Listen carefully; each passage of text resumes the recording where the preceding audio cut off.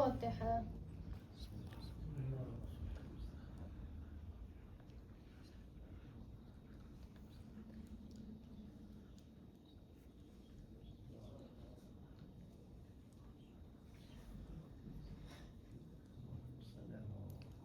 صلوات.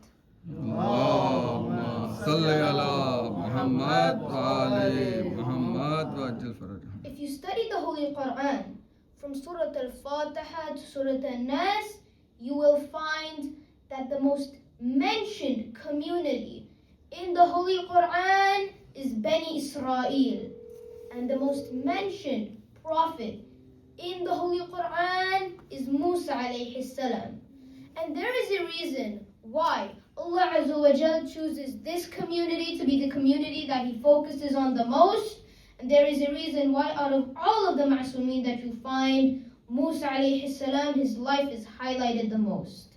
It is as though Allah Azza wa Jal is telling us, the Ummah of Rasulullah, that do not treat your Ma'sumin in the same way that Bani Israel treated the Ma'sum of their time. Now when you examine the Holy Quran, you find that Bani Israel committed many crimes and they fell short in their responsibilities to the Ma'sum of their time. The failures of Bani Israel are not because of the leadership of Nabi Musa alayhi salam, because that is immaculate leadership. The failures are from the community itself. So brothers, in the 16 minutes that I have with you today, I would love to go through the failures of Bani Israel towards the Ma'sum of their time in order that we can learn and avoid those failures towards the Ma'sum of our time, Imam al-Mahdi, and more on how to get ready for the 313th. Salawat. Failure number 1 of Bani Israel. As you know, brothers, Musa alayhi salam was raised in the palace of Fir'aun. Musa alayhi salam was a prophet. Musa alayhi salam is in the house of the greatest enemy of God. And Bani Israel, they are in Egypt as slaves. Musa alayhi salam in the palace of Fir'aun is beginning an underground movement to rectify Egyptian society. And whenever you are dealing with a formidable enemy like Fir'aun, you have to be very tactful and you have to be very wise. You cannot just overthrow someone like Fir'aun overnight. It has to be like a gradual, step-by-step movement, a really silent movement. So you have to be very wise. And the first failure of Bani Israel is that they exposed Musa alayhi salam's mission, and that put Musa alayhi salam in danger. And that is why I say, don't put yourselves in danger, brothers and sisters, for no reason. The reason why Imam al-Hussein alayhi salam put himself in danger is because he knew that something good would have come out of his bloodshed. So number 1, in this dawn, in this era, we must hold on to the garb of dissimulation as long as we're in ghaiba. We have to be wise. Number 2, the second failure of Bani Israel is they wanted all the glory with no guts. Meaning what? Allah says in the Quran, in Surah Al-Ma'idah, verse 24, there were some polytheists in Jerusalem. Musa alayhi salam is trying to mobilize the Israelites to go and fight, to put your money where your mouth is. But they say, oh Musa, we're not going to go into that city and fight them as long as they're there. So what is their solution? They say, oh Musa, you and your Lord, not our Lord, you and your Lord go fight, do all the dirty work. We are just going to sit here and do nothing. Doesn't that sound familiar? How many Muslims around the world today, when they look at the problems around the world, they put their hand on their head and they say, they want the Imam to just come and fix all of the problems. So this is the same mistake that we're falling into, the same trap as Bani Israel. We want all the Ma'sum to do the work, while we just sit here and do nothing. Number 3, Bani Israel never yearned for Musa alayhi salam during his absence. When Musa alayhi salam went to Mount Sinai, initially it was for 30 days. When it was prolonged by 10 days, did you see a community that was longing for their Ma'sum, or were they so quick to worship a golden calf. When Musa is gone, you said that there's no love and there's no connection between Bani Israel and the Ma'asum of their time. It's because they are always distracted by dunya. They never even took a moment to appreciate the spiritual beauty of Musa. So this was like a minor ghaiba for Bani Israel. No attachment to the Ma'asum. We're ghaibat al-kubra. What do the Ahlul Bayt say? That what should we be doing, or at least what should our mindset be? They say, anticipate the reappearance of your Imam day and night. Now, why day and night, you may ask? Because the absence of your Imam should be bothering you so much that you cannot even stop thinking about it. Whenever you have a problem, don't you think about it day and night? Whenever you have to pay the bills, don't you think about it day and night? Whenever your car breaks down, don't you think about it day and night? Because that's a problem, and a problem puts you into an uncomfortable situation.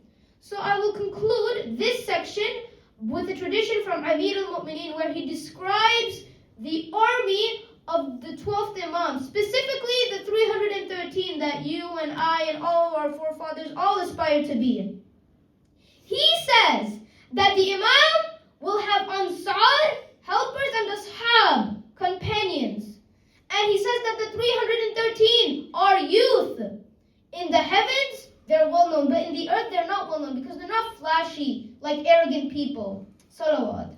Allahumma salli ala Muhammad wa ali Muhammad waj'al farajahum. Now this is where we place traps, and we fall into the traps that we place for ourselves. It's like Wile E. Coyote. He places a trap for the roadrunner, but instead he falls into his own trap that he created for the roadrunner. It's what we do. Place traps, it's a good trap, and we fall into that trap. One trap that we keep falling into ourselves is that we keep hearing about this magical number, the 313. There are movies made about it, Facebook pages, shirts printed on it, 313, 313. And now that I think to ourselves is that many decades have passed and many generations have passed and great ulama have passed and they have not even been included in the 313. So how can you and I be apart from Imam Zamana?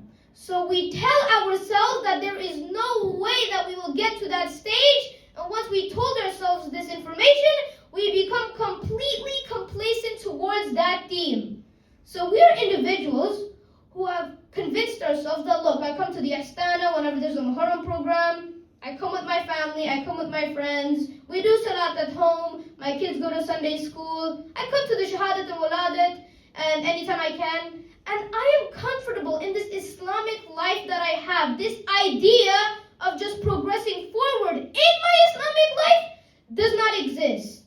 And this is not only a trap that we place upon ourselves, but a cop-out, if you ask me, to lift the burden from our shoulders before the arrival of our Imam. Maybe I'm generalizing.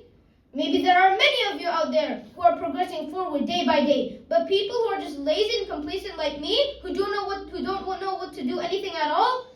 So then we are just individuals who have convinced ourselves that no way, bro, I'm never gonna get into the 313. Ain't no way. But one thing that we don't know and we don't understand is that the 313 is going to be Imam Zamana's global mission, and it will be the global mission to be exact. The Prophet Muhammad's mission was only around the peninsula only. It was limited to Mecca and Medina and surrounding areas. The Imam's mission will be the global mission, and he will require a lot more than just 300 some odd people to run his mission. Yes, our wives say that those 313 are the khas, the special commanders. But the army to be able to execute the government will actually be in the thousands. Now this is where you and I come in. Now I don't know anybody in this room, and I've quite said this many times in my life, and I've thought of it many times in my life, but all I am after really is to show the Imam that, you know what, AbuTalib, I can use you in my government. All I want to show him is that, you see that guy, AbuTalib, the 6'4" guy with really good hair? He is a commander of mine. He's a soldier of mine. He'll break the enemy's backs. He's living in those quarters over there. Your job, AbuTalib, is to clean his bed and to clean his house every single day, so that whenever he comes from the battlefield, he'll come to a nice clean bathroom and a nice clean bed. That is all I'm after. If I get that role in Imam Zamana's army, I'm down. I'm done.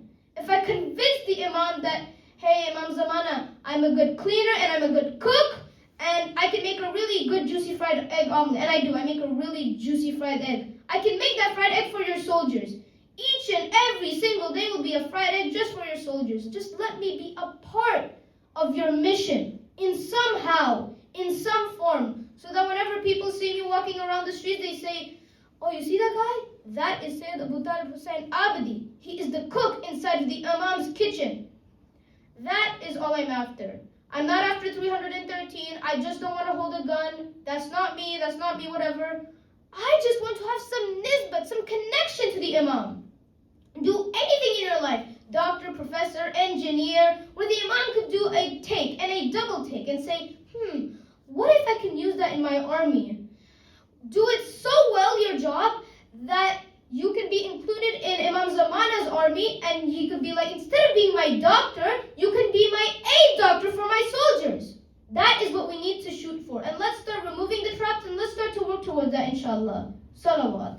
Allahumma salli ala Muhammad wa ali Muhammad. Living the West, what we can do is very limited. We are not in the front lines out there. We are not being targeted. We are fairly secure in the West. One thing we can do is to create awareness, of course. But that awareness has to come within. It's an inside-outside process. And part of that process is to adopt a seerah of the Ahlul Bayt. And one seerah of the Ahlul Bayt that we must understand in this dawn, in this era, during the ghaibat of the Imam, is the ability to turn hardship into worship. Just think about that for a moment. And believe me, brothers and sisters, it is not going to get any easier. Our fifth Imam has narrated that if the individuals knew the events that would have led to the zuhur of my grandson, they would not want to be alive at that time. It's difficult now, it's going to get even more difficult before the arrival of our Imam. So we must be able to find a way to take this hardship and turn it into a worship. When Amir al-Mu'mineen, on the morning of the 19th of Ramadan, he was struck by a poisonous sword on the head. To that blow to the head, he announced his success. By the Lord of the Kaaba, I succeeded. Very famous statement. He says, I said, Ya Amir al-Mu'mineen, you are the one that destroyed 70 kuffar in Badr. You are the one that lifted the door of Khaybar. You're the one that killed Umar Abdawad. Not only that, but you're the one that the Prophet said that you're the kullu iman jande khandaq. And you were only 33 years old in Ghadir. But nowhere we hear the announcement of the success of Amir al-Mu'mineen when he was struck by the poisonous sword. If you ask Imam al-Hussein's sister, Bibi Zainab, salawatullah wa alayhi, Allahumma salli ala Muhammad wa ali Muhammad wa ajil faraj. when she was asked with a sense of ridicule, with a sense of mocking her, of how did you find the day of Ashura? And this is a woman that saw everything. She saw things even Imam al-Hussein could not see. And Imam al-Hussein's mission ended on Asra Ashur, his journey. But she took that and she continued the journey all the way back to Medina. It's not easy to just have 200 plus kids on that journey. It's not easy to just have imamat on your back across that journey. But she did that, and she witnessed everything. From the shahadat of her own nephews, the shahadat of her own sons, and the shahadat of her own brother. And when she was asked, she said, very famous statement again, I saw nothing on that day but beauty. Can you imagine for a moment, brothers, at which level you have to be of Zainab, of Tilla Zainabiyya, to experience that bloodshed, to experience that your older brother has been reckoned since day one with 200 plus arrows in his body, and you equate that to beauty? The hardship turned into the worship for these two historical characters. Salawat. Allahumma salli ala Muhammad wa ali Muhammad wa ajil faraj. And I wish we are the ones who can take hardships in our life and turn it into worship so that we can be ready for our Imam. Salawat. Allahumma salli